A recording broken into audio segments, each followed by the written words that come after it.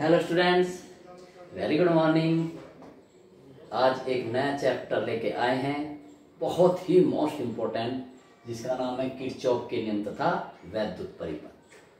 मैं उम्मीद करता हूँ स्टूडेंट्स आप मेरे साथ कंटिन्यू होंगे और बहुत तेजी से समय बीत रहा है, हमारा कोर्स उतनी तेजी से नहीं चल रहा है। अगस्त भी आधा जा चुका है स्टूडेंट्स, सितंबर आ चुका है।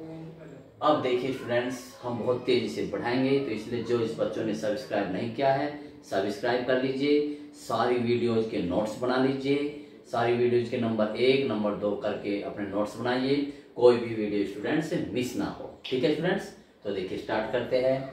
चैप्टर का नाम है स्टूडेंट्स किरचॉफ के नियम तथा वैद्युत परिपथ। इसमें स्टूडेंट्स एक नाम है वैद्युत परिपथ। जब तक किसी सर्किट में या परिपथ में बैटरी नहीं लगेगी, सेल नहीं लगेगी, तब तक वो परिपथ कहलाने का नहीं, परिपथ एक्टिव ही नहीं होगा। ठीक है, तो सबसे पहले हम पढ़ते हैं वैद्युत परिपथ में क्या लगता है, सेल। तो सबसे पहले स्टूडेंट्स सेल के बारे में ही पढ़ते हैं। ठीक है, देखिए सेल क्या है। सेल हेडिंग डालते हैं स्टूडेंट्स।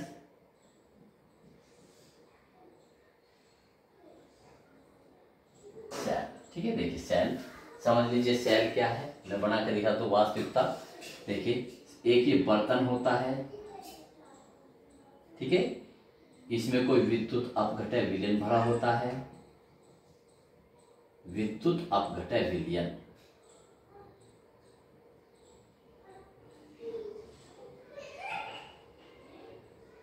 विद्युत अपघटय विलयन।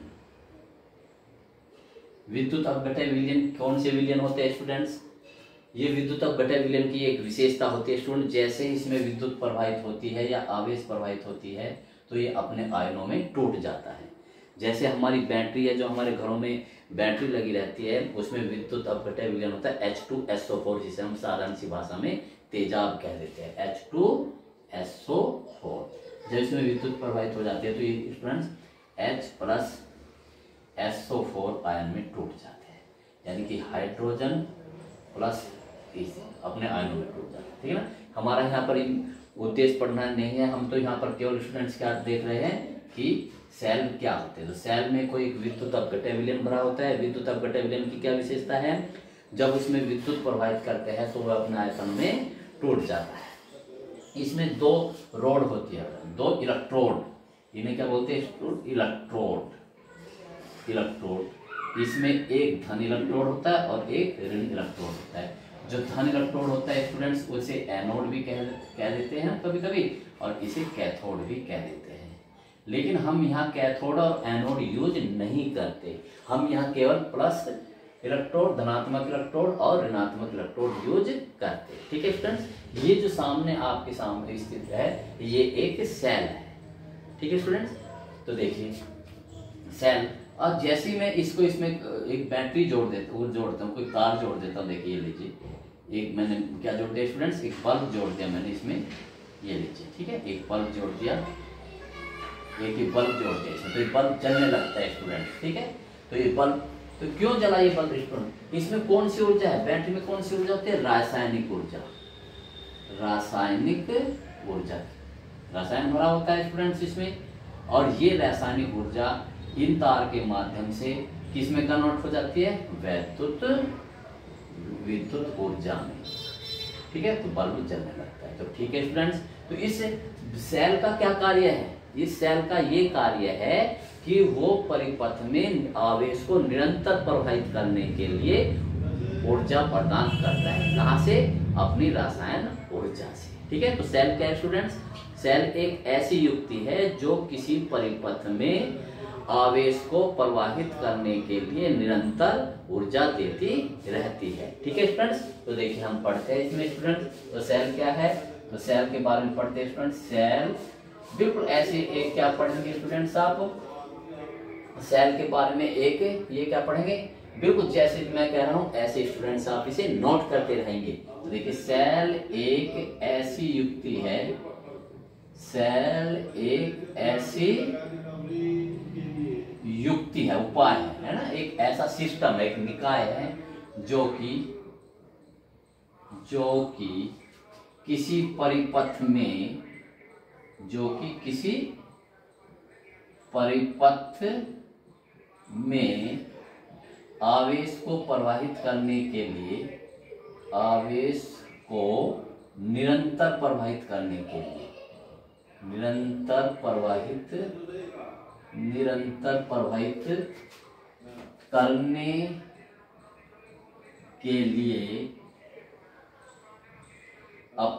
करने के लिए ऊर्जा प्रदान करता है।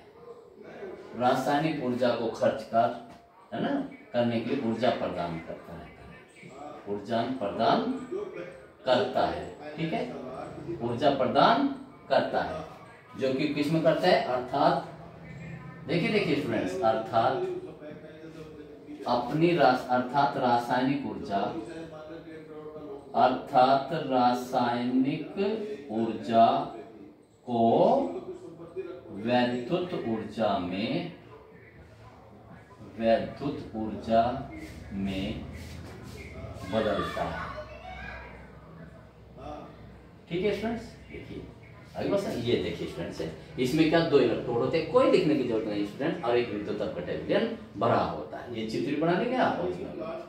देखिए अब इसका संकेत स्टूडेंट्स, इसका संकेत करिए। देखिए संकेत कैसे है, इसका संकेत स्टूडेंट्स ये होंगे, ये प्लस और ये माइनस।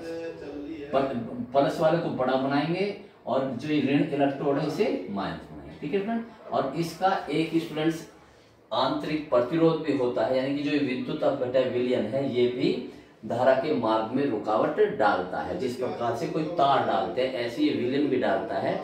इसलिए इस विद्युत अपघटन विलयन द्वारा जो प्रतिरोध डाला जाता है उसे बोलते हैं हम आंतरिक प्रतिरोध, क्योंकि ये सेल के अंदर है। आंतरिक माने अंदर, और उस आंतरिक प्रतिरोध को रिप्रेजेंट करते हैं स्मॉल इससे स्टूडेंट। ठीक है, तो अब इसको ये है स्टूडेंट्स सेल का संकेत, ध्यान से रखिए। ये स्मॉल आर है।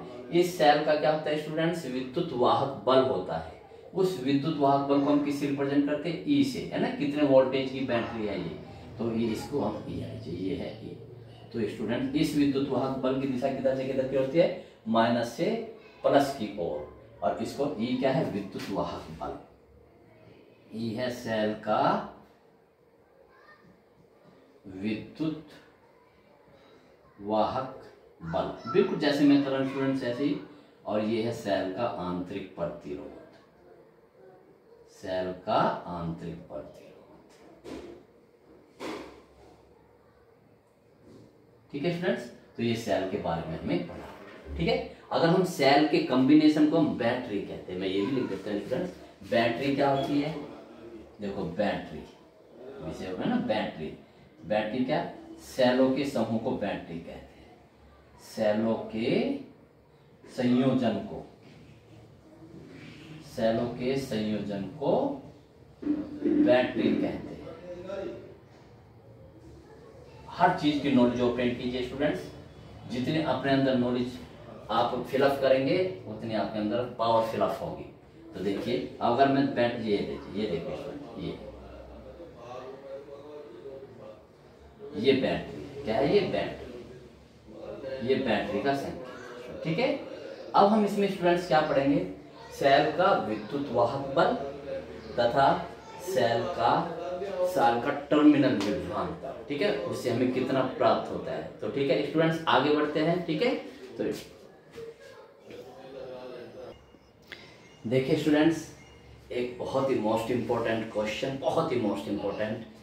सेल के बारे में हम दो शब्द यूज करते हैं। एक तो सेल का विद्युत वाहक बल और एक सेल का टर्मिनल विभवांतर, यानी कि वो सेल कितने वोल्ट की है और उससे हमें कितनी वोल्टेज प्राप्त होती है। 8 वोल्ट हमारे, लीजिए ये मेरे हाथ में 5 वोल्ट की बैटरी है या 5 वोल्ट की सेल है, तो ये जरूरी नहीं है कि मुझे 5 वोल्ट की वो देगा, क्योंकि बीच में कुछ खर्च भी हो जाएगा। मुझे तो केवल इससे 4 वोल्टेज ही मिलेगी। तो इसलिए इन दोनों चीजों को हम अलग अलग डिफाइन करते हैं। देखिए तो फॉर्मूले से डिफाइन करते हैं फ्रेंड। तो सेल का विद्युत वाहक बल क्या होता है, इसे ई से रिप्रेजेंट करते हैं। मैं लिख भी देता हूँ स्टूडेंट्स। तो सेल का विद्युत वाहक बल जिसे हम ई से रिप्रेजेंट करते हैं, ई बराबर होता है W। ठीक है, संपूर्ण मैं लिख देता हूं अपॉन क्या स्टूडेंट्स क्यू। ये इसका देखिए आप समझिए, ये देखिए ये सेल है, ये सेल इस बाह्य परिपथ में धारा प्रवाहित कर रही है, ठीक है ना, धारा प्रवाहित कर रही है। धारा कब प्रवाहित होती है, जब इसमें आवेश प्रवाहित होता है। तो बहुत ध्यान समझना, ये यहाँ से जहाँ मेरी ये पेंसिल है यहाँ से देखिए ये ऐसे चला, ऐसे ऐसे ऐसे ऐसे ऐसे यहाँ तक, बस ये है बाह्य परिपथ। और अब यहाँ से अब लेके ये क्या है, जहाँ मेरी पेंसिल घूम रही है, ये है सेल का आंतरिक परिपथ, ठीक है। तो देखिए संपूर्ण का मतलब देखिए आवेश यहाँ से चला, देखना स्टूडेंट्स बहुत ध्यान से, आवेश यहाँ से चला, ये बाह्य, तो इस ये आवेश चलेगा कैसे, इससे ऊर्जा मिलेगी, ठीक है। तो देखिए आवेश Q को, है ना, आवेश Q को बाह्य परिपथ में प्रवाहित किया, ठीक है। कितना कार्य हुआ, W बाह्य लिख दिया मैंने। फिर यहाँ से यहाँ तक ऐसे गया, ये यहाँ का कितना कार्य करना पड़ा, W आंतरिक। तो कुल कितना कार्य करना पड़ा, W संपूर्ण, ठीक है। तो इसको मैं एक अंक मान लूँ स्टूडेंट्स, ठीक है ना। तो यानी कि एक, अगर मैं यहाँ एक रख दूं तो W क्या आ जाएगा, यानी कि संपूर्ण परिपथ। संपूर्ण परिपथ का मतलब बाह्य परिपथ भी और सेल के अंदर भी। तो देखिए अगर मैं इसे एकांक रखूं तो क्या डेफिनेशन बनेगी स्टूडेंट्स विद्युत वाहक बल की। देखिए किसी सेल द्वारा, ठीक है ना, किसी सेल द्वारा एकांक आवेश को संपूर्ण परिपथ में प्रवाहित करने में किए गए कार्य को सेल का विद्युत वाहक बल कहते हैं। सो मच सिंपल स्टूडेंट्स, ठीक है। तो लिखते देखिए एकांक आवेश को, एकांक आवेश को सेल द्वारा संपूर्ण परिपथ में, है ना, संपूर्ण परिपथ में प्रवाहित करने में किए गए कार्य को, पथ में प्रवाहित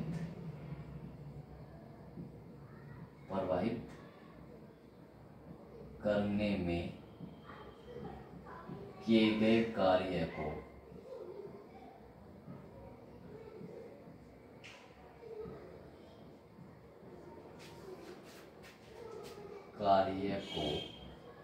सेल का विद्युत वाहक बल कहते हैं। विद्युत वाहक बल इंग्लिश में बोलते हैं फ्रेंड्स EMF कहते हैं। अर्थात ठीक है फ्रेंड्स, का तो उतार लेंगे, ठीक है फ्रेंड्स, कितना सिंपल स्टूडेंट्स, ठीक है। और इसका मात्रक भी क्या होता है स्टूडेंट्स, वोल्ट होता है। चलिए मात्रक भी लिख लीजिए, इसका मात्रक क्या होता है, वोल्ट, ठीक। आप इसके लिखते हैं, आप क्या लिखते हैं, सेल का टर्मिनल विभवांतर, हेडिंग डाल लीजिए सेल का टर्मिनल विभवांतर, सेल का टर्मिनल यानी कि इसके सिरों के बीच विभवांतर, टर्मिनल विभवांतर,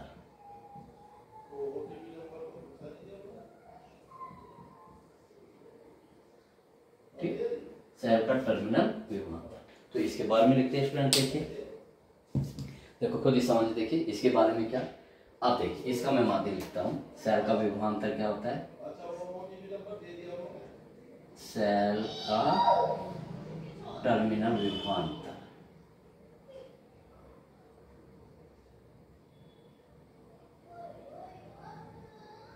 इसे हम रिप्रेजेंट करेंगे स्टूडेंट्स V से। ये क्या होगा, देखो W बाह्य अपॉन Q, ठीक स्टूडेंट्स। देखिए बस बताइए, इसमें और इसमें ये अंतर है कि सेल का जो विद्युत वाहक बल होता है वो कौन से किए गए कार्य के बराबर होता है, संपूर्ण परिपथ में, लेकिन इसमें केवल बाह्य में, ठीक है। देखो आवेश यहाँ से चला, यहाँ से जहाँ से मेरी हुई ऐसे चला, ऐसे चला, ऐसे चला, बस इतने, ये बाह्य कार्य करना, जितना इसे कार्य करना पड़ा वही सेल का क्या होगा, टर्मिनल विभवांतर। ठीक है, अब देखो मैं इस Q को क्या मान लूं, एकांक मान लूं स्टूडेंट्स। ठीक है, तो सीधी सी बात है, सेल द्वारा एकांक आवेश को बाह्य परिपथ में प्रवाहित करने में किए गए कार्य को सेल का टर्मिनल विभवांतर कहते हैं। तो लिखिए, एकांक आवेश को, बिल्कुल ऐसे देखिए यार, बिल्कुल ऐसे ही, एकांक आवेश को सेल द्वारा, बिल्कुल वही लैंग्वेज लिखिए, सेल द्वारा संपूर्ण परिपथ की जगह क्या आएगा, संपूर्ण सेल द्वारा बाह्य परिपथ में, बाह्य परिपथ में, ठीक है, प्रवाहित करने में, प्रवाहित करने में किए गए कार्य को, किए गए कार्य को सेल का टर्मिनल विभवांतर कहते हैं। सेल का टर्मिनल विभवांतर यानी जिसे है ना V कहते हैं। ठीक है, इसका और इसका मात्रक स्टूडेंट्स क्या होता है, वोल्ट। वही फार्मूला वही है, तो दोनों का मात्रक स्टूडेंट बहुत ही मोस्ट इंपॉर्टेंट। ठीक है, समझ गए स्टूडेंट। तो सेल का विद्युत वाहक बल क्या होता है, सेल का टर्मिनल क्या होता है, ये मैंने आपको समझाया स्टूडेंट्स। तो बहुत ही मोस्ट इंपॉर्टेंट टॉपिक है। तो नेक्स्ट क्वेश्चन की तरफ बढ़ते हैं स्टूडेंट्स। देखिए स्टूडेंट, बहुत ही मोस्ट इंपॉर्टेंट सवाल, सेल के आंतरिक प्रतिरोध से आप क्या समझते हैं। देखिए स्टूडेंट्स, ये लीजिए, मैं फिर से बना दूं, ये सेल है, इसमें ये विद्युत अपघटक विलयन है स्टूडेंट्स, इसमें 2 इलेक्ट्रोड होते हैं। ठीक है ना, तो देखो आवेश जब इसके बीच में चलेगा, जो आयन होता है H आयन प्लस SO4 है ना, यानी कि धनात्मक जब इसमें चलेंगे तो इनके, बहुत ध्यान समझिए स्टूडेंट्स, विद्युत अपघटक विलयन में जो आवेश वाहक का कार्य करते हैं वो धन आयन तथा ऋण आयन दोनों करते हैं, जबकि किसी तार में जैसे तार जा रहे केवल मुक्त इलेक्ट्रॉन आवेश वाहक का कार्य करते हैं। ठीक है, नंबर 1 बात ये होगी। नंबर 2, तो देखिए जब स्टूडेंट्स ये 2 आयन इधर से उधर चलेंगे, ठीक है, तो ये जो विद्युत अपघटक विलयन है, इनके प्रभाव में इनके आवेश को प्रवाहित करने में क्या कर रुकावट डालेगा। ठीक, आप बताइए, इस कमरे में मैं अब हवा है तो मैं बड़ी आराम से इधर से उधर चल रहा हूँ, ठीक है ना, ऐसे बड़े आराम से चल रहा हूँ। लेकिन अगर मैं इसमें पानी भर दूं तो क्या होगा, वो पानी रुकावट डालेगा ना, बड़ी तेजी से नहीं चल सकता, तो पानी द्वारा मेरे मार्ग में रुकावट डाली जाएगी। ठीक, इसी प्रकार से इन जो ये आयन है, धन आयन तथा ऋण आयन, इनके प्रभाव में विद्युत अपघटक विलयन द्वारा क्या डाली जाएगी, रुकावट, और इसी को सेल का आंतरिक प्रतिरोध कहते हैं। सिंपल। तो लिखिए, किसी सेल के विद्युत अपघटक विलयन द्वारा ना, विद्युत, अच्छी तरह समझिए स्टूडेंट्स उसे, विद्युत अपघटक विलयन द्वारा, ठीक है, आवेश वाहक है ना, विद्युत अपघटक विलयन द्वारा आवेश वाहक कौन कौन से होते हैं, आवेश वाहक धन आयन तथा ऋण आयन के प्रवाह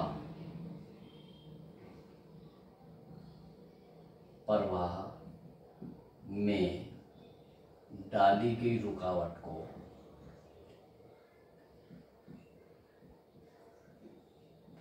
गई रुकावट को सेल का आंतरिक, क्योंकि सेल के अंदर होती है ना क्रिया, ये सेल का आंतरिक प्रतिरोध कहते हैं।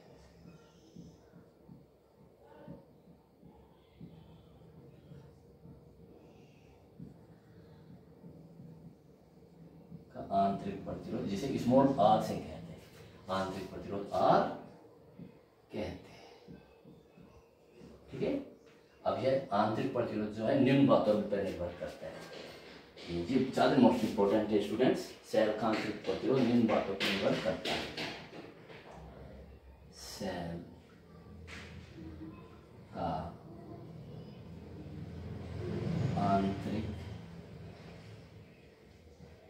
प्रतिरोध निम्न बातों पर निर्भर करता है।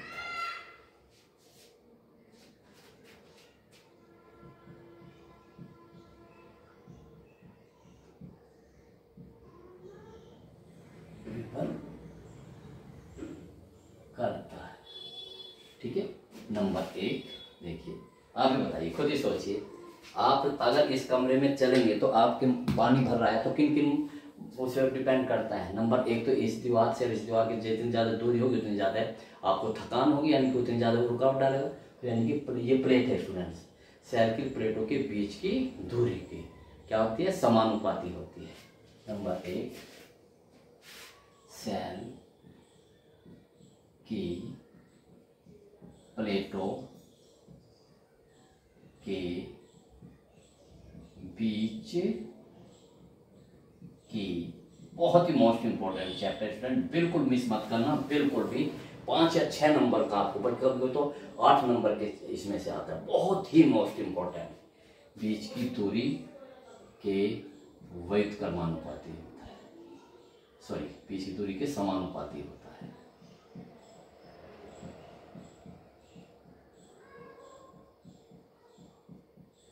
ठीक है।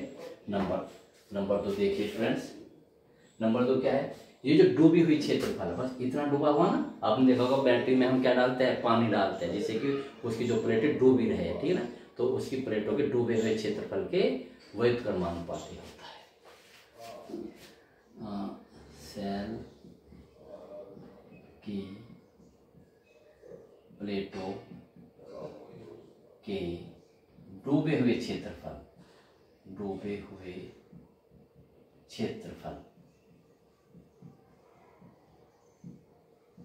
के व्युत्क्रमानुपाती होता है, ठीक है।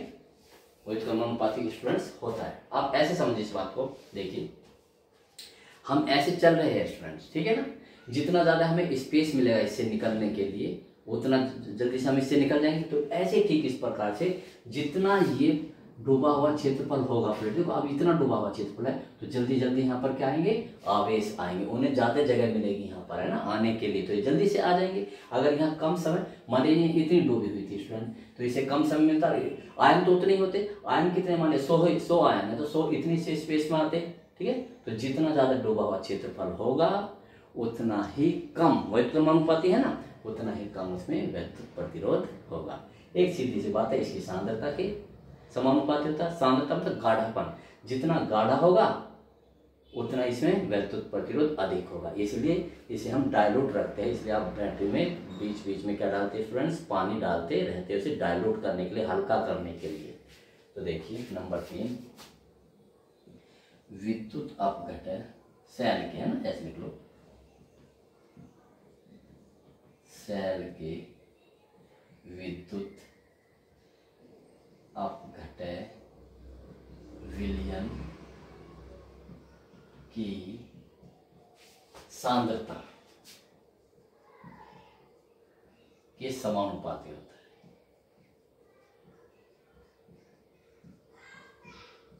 समानुपाती होता है, ठीक। और भी लिख सकते हैं स्टूडेंट, टेम्परेचर पर, है ना, विद्युत अपघटन विलयन की विद्युत अपघटन के विद्युत अपघटन विलयन के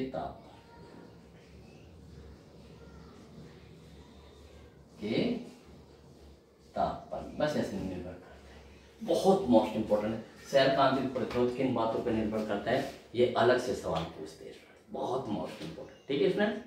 अब स्टूडेंट्स बहुत ही मोस्ट इंपॉर्टेंट सवाल जो मैंने अभी इसमें पिछले बार ई पढ़ाया और वी पढ़ाया, है ना, इन दोनों में क्या संबंध है, बहुत मोस्ट इंपॉर्टेंट क्वेश्चन, ठीक है स्टूडेंट्स। तो करते हैं।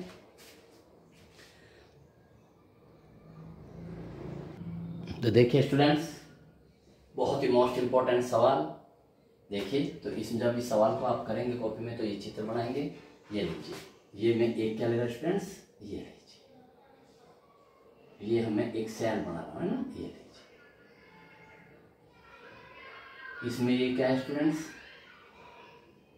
ये इसका, ये मैंने सेल बनाई, ठीक है। ये इसका आंतरिक प्रतिरोध है, ई इसका विद्युत वाहक बल है, ये एक बाह्य परिपथ जिसका प्रतिरोध आर है, उसमें धारा भेज रहा है। कितनी धारा भेज रहा है, आई, ठीक है। आवेश बहेगा इसमें, आवेश के कारण इसमें धारा प्रवाहित, ये चित्र आप बनाएंगे। समझ लीजिए, पहले जब मैं इस सेल को इसके में पढ़ूँ तो इसमें एक धारा भेजेगा। एक स्टूडेंट एक फंडा और याद रखिए, क्या, जब हम किसी परिपथ में किसी एपरेटस को जोड़ते हैं, जैसे पंखा जोड़ते हैं, बल्ब जोड़ते हैं, हीटर जोड़ते हैं, तो हीटर को नहीं दिखाएंगे बना करके, उसके प्रतिरोध को दिखाएंगे, क्योंकि प्रतिरोधी तो लोड डालता है, ठीक है, तो उसके लोड को दिखाएंगे। तो यहाँ जैसे इस बैटरी के सिरों के बीच में मैंने क्या हीटर लगा दिया, तो हीटर का प्रतिरोध लिखेंगे। यहाँ इसके बीच में बल्ब लगा दिया तो बल्ब का प्रतिरोध लिखेंगे, ठीक है स्टूडेंट्स। तो ये होगा, देखिए तो देखिए, तो अब इसका क्या करते हैं स्टूडेंट्स, वर्णन करते हैं। देखिए, तो माना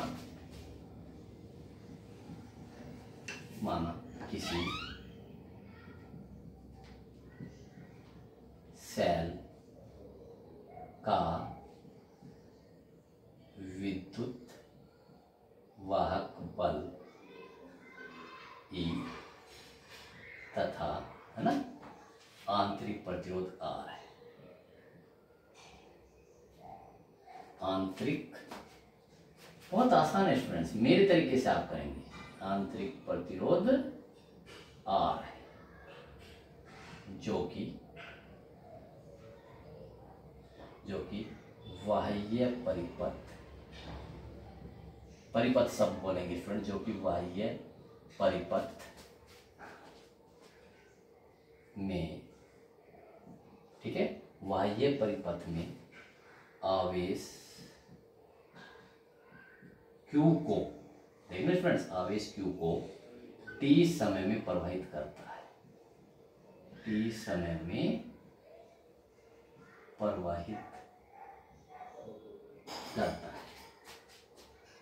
बहुत ध्यान से स्टूडेंट्स, प्रवाहित करता है, ठीक है, जिसके कारण, लैंग्वेज देखो स्टूडेंट्स, जिसके कारण संपूर्ण परिपथ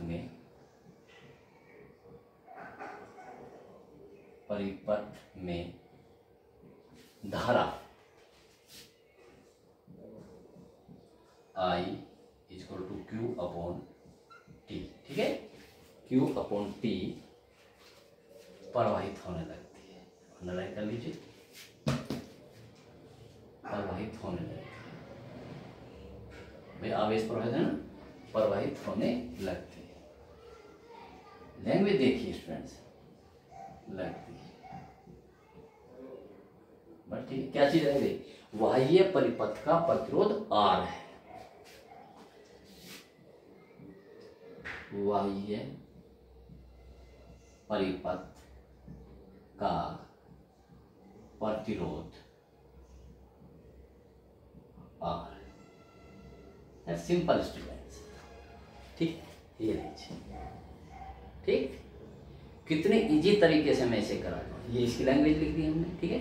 अब देखिए, इसमें आवेश Q को प्रवाहित करने में संपूर्ण कार्य है, ठीक है, तो संपूर्ण कार्य में बहुत सिंपल, देखिए, तो लिख दिए,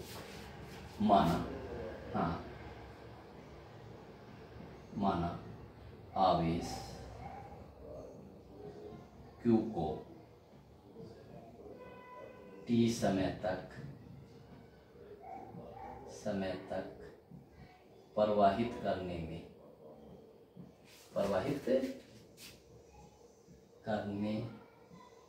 में, ठीक है, सेल द्वारा किया गया, ठीक है, सेल द्वारा किया गया संपूर्ण कार्य, ठीक है, समय तक, माना आवेश Q को t समय तक, ठीक है, t समय तक, और सॉरी और बढ़े लिखो, t समय तक संपूर्ण परिपथ में प्रवाहित करने में, प्रवाहित करने में क्या गया कार्य, क्या होगा, W संपूर्ण हो गया तथा बाह्य परिपथ में, तथा बाह्य व आंतरिक, है ना, आंतरिक परिपथ में किया गया कार्य, बोलिए क्या गया कार्य, क्या होगा स्टूडेंट्स, W बाह्य व W इन, आंतरिक, ये लिख लो, W बाह्य और W आंतरिक, ऐसे लिख लीजिए, आंतरिक, ठीक।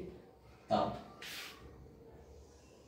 बताओ W संपूर्ण दोनों को मिला के होगा W बाह्य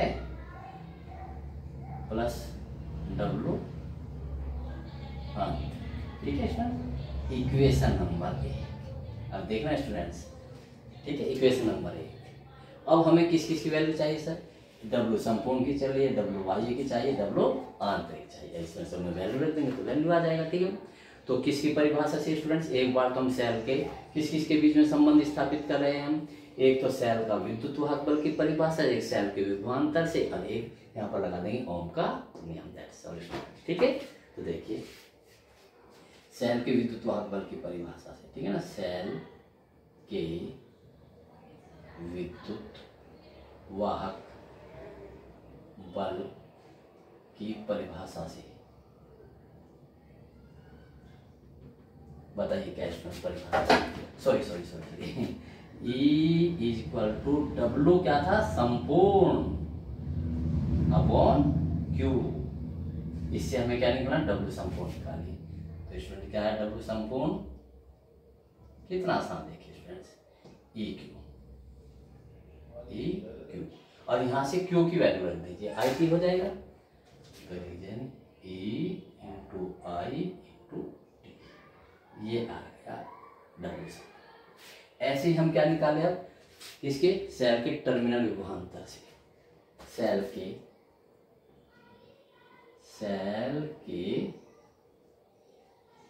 टर्मिनल विभवांतर से, जैसे मैं करंट स्टूडेंट किसी बुक में नहीं मिलेगा ये सिर्फ मेरा मेथड है, मेरा लॉजिक है। तो परिभाषा से करो, V is equal to W क्या स्टूडेंट्स, परिभाषा बाह्य, याद आया जब परिभाषा लिखाई थी, अपॉन Q, ठीक। यहाँ भी किससे वैल्यू W बाह्य निकालिए, तो W बाह्य बराबर V इंटू Q, या V Q की जगह इस फॉर्मूले से I इंटू T, देखिए स्टूडेंट, ठीक। अब ये आंतरिक रहा, ठीक है ना, कि सेल द्वारा आंतरिक यानी कि विद्युत अपघटय विलयन में आवेश Q को प्रवाहित करने में किया गया कार्य, ठीक है स्टूडेंट। इसे करते हैं, तो देखिए करके इसे मैं मिटाता हूँ स्टूडेंट्स ऊपर से,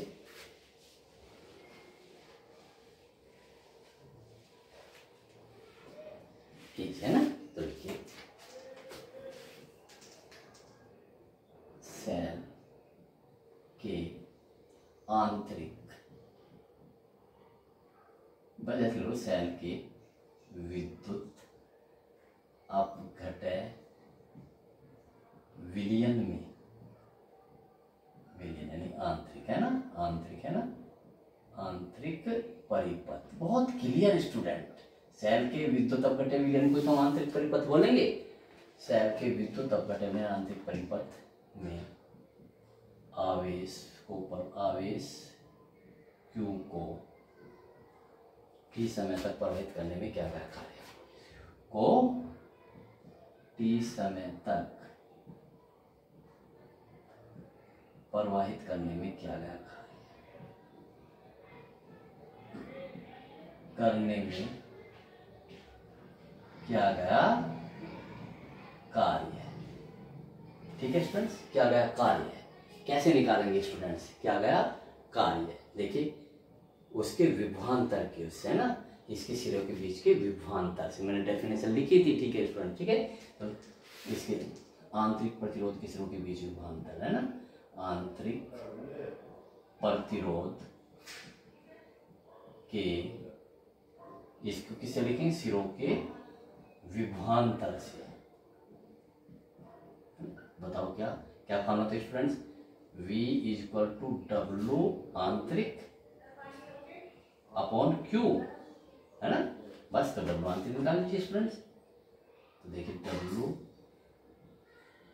आंतरिक equal to Q into V, या Q की वैल्यू रख दीजिए स्टूडेंट्स। ये भी I लिखिए, इसके बीच में है ना I, इसके बीच में आंतरिक हमने इंटरनल मान लिया VI, तो Q की जगह तो स्टूडेंट्स I इंटू T, और ये जो VI है, VI बहुत ध्यान से स्टूडेंट, VI में लगा दो ओम के नियम से, तो VI बराबर IR, ओम के नियम से, ओम के नियम से। तो देखो VI की जगह क्या रखते हैं, IR, तो कितना होगा देखिए स्टूडेंट्स, I स्क्वायर RT। अब ये सारी वैल्यू किस में रख दीजिए, समीकरण 1 में रखिए, ठीक है। ये मान समीकरण 1 में रखने पर, ठीक है। करो, W संपूर्ण की जगह क्या रखे, ये रहा E into I into T बराबर W, ये क्या है, ये रहा V into I into T, ये रहा, फिर प्लस क्या है, I स्क्वायर RT। अब मैं इसे मिटा रहा हूँ, ठीक है ना स्टूडेंट्स, बहुत ही मोस्ट इंपोर्टेंट, बस सॉल्व कर लेते हैं। तो कितना होगा स्टूडेंट, देखिए IT सब कट जाएगा, तो E equal to V plus I square R, लेकिन हमें V निकालते जो हमें प्राप्त होता है, तो E minus I square R, बहुत ही मोस्ट इंपोर्टेंट। एक सॉरी, I से I कट गया, I थी ना एक, तो एक ही I बचेगा, IR, वेरी सिंपल। देख I और T कट जाते, ये आया संबंध, V equal to E minus IR, बहुत मोस्ट इंपोर्टेंट स्टूडेंट। तो ये हमें सेल कितने भी, उस सेल का भी तो विद्युत बल तो कितना है, E है, जो उसके अंदर एनर्जी भरी है, लेकिन हमें प्राप्त कितना होता है, केवल V। कुछ किसमें खर्च हो जाता है, इस प्रतिरोध में खर्च ऊर्जा हो जाती है, ठीक है। एक चीज और लिखो नोट करके, ठीक है। सेल को चार्ज करते समय, सेल को आवेशित भी तो करते हो, को आवेशित करते समय, ठीक है ना, फॉर्मूला होगा ये V बराबर E प्लस IR, क्योंकि जितना सेल का विद्युत वाहक बल है उससे तो ज्यादा ही वोल्टेज लगाओगे आप, है ना, तो E से ज्यादा वोल्टेज लगाओगे, कितनी ज्यादा लगाओगे, IR, तो ये होगा। तो बहुत मोस्ट इंपॉर्टेंट स्टूडेंट्स, तो इस वीडियो में स्टूडेंट्स इतना ही, बहुत ही मोस्ट इंपॉर्टेंट। नेक्स्ट वीडियो को भूलना मत सीखो, क्योंकि उसमें किरचॉफ के नियम ही लिखवाए जाएंगे। बहुत मोस्ट इंपॉर्टेंट टॉपिक है स्टूडेंट्स, तैयारी करते रहिए, हार्ड वर्क कीजिए, लगातार पढ़िए, कम से कम 24 घंटे में से स्टूडेंट्स 12 घंटे तो जरूर पढ़िए, तभी आप अपनी लाइफ के लिए एक इंटर का जो बेस है, उस बेस के आधार पर आप अपने कैरियर को आगे तक ले जा सकते हैं। ये मत समझिए स्टूडेंट्स की सफलता इतनी आसानी से मिलती है, ठीक है ना, ये मत रहिए बेरोजगारी का वो। अब भी बहुत सारे डिपार्टमेंट्स में सीटें खाली पड़ी है, क्यों, क्योंकि उनके सूटेबल कोई कैंडिडेट ही नहीं मिलता, ठीक है। अपनी गलती, अपनी कमजोरी सरकार पे मत सौंपिए, दूसरों पे मत सौंपिए कि बेरोजगारी है, ठीक है। बेरोजगारी नहीं है स्टूडेंट्स, हम कमजोर हैं, हमारे अंदर यहाँ नॉलेज नहीं है। प्राइवेट सेक्टर सरकार खाली पड़ी है तमाम, उन्हें जगह ही नहीं मिलती है स्टूडेंट, ठीक है। तो तैयारी कीजिए, नॉलेज कीजिए, आपको बहुत सारी नौकरियां मिलेगी, बहुत सारे आपको फायदे मिलेंगे उसको, ठीक है, बहुत सारे मौके मिलेंगे, उन्हें बनाइए और अपनी लाइफ को सफल बनाइए। बेस्ट ऑफ लक स्टूडेंट्स और good luck, have a nice day.